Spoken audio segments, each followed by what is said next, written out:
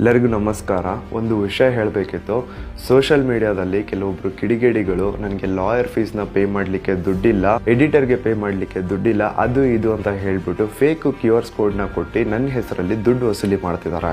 So ದಯವಿಟ್ಟು ಅದನ್ನೆಲ್ಲ ನಂಬಲಿಕ್ಕೆ ಹೋಗಬೇಡಿ. ನನಗೆ ಯಾವುದೇ ಥರ ದುಡ್ಡಿನ ಅವಶ್ಯಕತೆ ಇಲ್ಲ. ಎಸ್ಪೆಷಲಿ ಲಾಯರ್ಗೆ ಪೇ ಮಾಡಲಿಕ್ಕೆ ಅಂತೂ ನನಗೆ ಯಾವುದೇ ಥರ ದುಡ್ಡಿನ ಅವಶ್ಯಕತೆ ಇಲ್ಲ. ಬಿಕಾಸ್ ನನಗೆ ಈ ಒಂದು ಲೀಗಲ್ ಬ್ಯಾಟಲಲ್ಲಿ ಹೆಲ್ಪ್ ಮಾಡ್ತಾ ಇರೋದು lawyer KV Dhananjaya sir and ಅವ್ರ ಟೀಮ್. ನಾನು ಸೌಜನ್ಯಳಿಗೆ ನ್ಯಾಯ ಸಿಗಬೇಕು ಅನ್ನೋ ಉದ್ದೇಶ ಇಟ್ಕೊಂಡು ವಿಡಿಯೋ ಮಾಡಿದ್ದಕ್ಕೆ KV ಧನಂಜಯ ಸರ್ ಅಂಡ್ ಅವ್ರ ಲಾಯರ್ ಟೀಮ್ ನನ್ನ ಹತ್ರ ₹1 ದುಡ್ಡು ಇಸ್ಕೊಳ್ಳಾರದೆ ಈ ಒಂದು ಲೀಗಲ್ ಬ್ಯಾಟಲ್ ಅಲ್ಲಿ ನನಗೆ ಹೆಲ್ಪ್ ಮಾಡ್ತಿದ್ದಾರೆ. ಈ ಒಂದು ವಿಷಯಕ್ಕಂತೂ ನಾನು ಅವ್ರಿಗೆ ಯಾವತ್ತೂ ಚಿರಋಣಿಯಾಗಿರ್ತೀನಿ.